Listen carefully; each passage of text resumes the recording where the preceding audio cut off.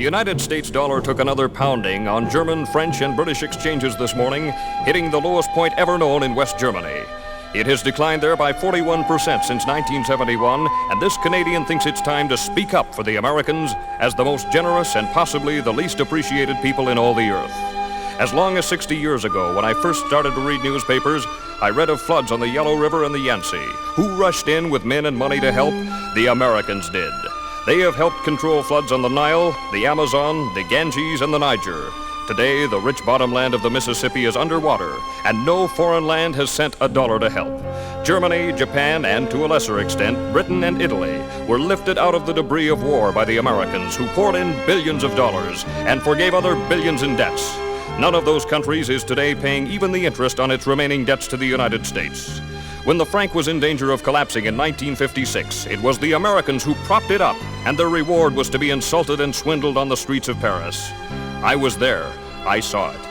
When distant cities are hit by earthquake, it is the United States that hurries in to help. Managua, Nicaragua is one of the most recent examples. So far this spring, 59 American communities have been flattened by tornadoes. Nobody has helped. The Marshall Plan, the Truman Policy, all pumped billions upon billions of dollars into discouraged countries. Now newspapers in those countries are writing about the decadent, warmongering Americans. I'd like to see just one of those countries that is gloating over the erosion of the United States dollar build its own airplanes. Come on, let's hear it. Does any other country in the world have a plane to equal the Boeing Jumbo Jet, the Lockheed TriStar, or the Douglas 10? If so, why don't they fly them? Why do all international lines except Russia fly American planes? Why does no other land on Earth even consider putting a man or woman on the moon? You talk about Japanese technocracy and you get radios. You talk about German technocracy and you get automobiles. You talk about American technocracy and you will find men on the moon, not once, but several times, and safely home again. You talk about scandals and the Americans put theirs right in the store window for everybody to look at. Even the draft dodgers are not pursued and hounded. They are here on our streets, most of them, unless they are breaking Canadian laws, are getting American dollars from Ma and Pa at home to spend here. When the Americans get out of this bind, as they will, who could blame them if they said, "The hell with the rest of the world. Let someone else buy the Israel bonds. Let someone else build or repair foreign dams or design foreign buildings that won't shake apart in earthquakes." When the railways of France, Germany, and India were breaking down through age, it was the Americans who rebuilt them.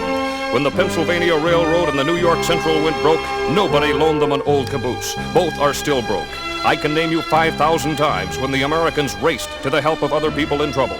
Can you name me even one time when someone else raced to the Americans in trouble? I don't think there was outside help even during the San Francisco earthquake. Our neighbors have faced it alone, and I'm one Canadian who's damned tired of hearing them kicked around.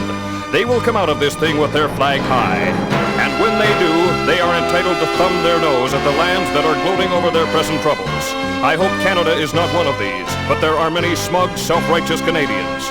And finally, the American Red Cross was told at its 48th annual meeting in New Orleans that it was broke. This year's disasters have taken it all, and nobody, but nobody, has helped.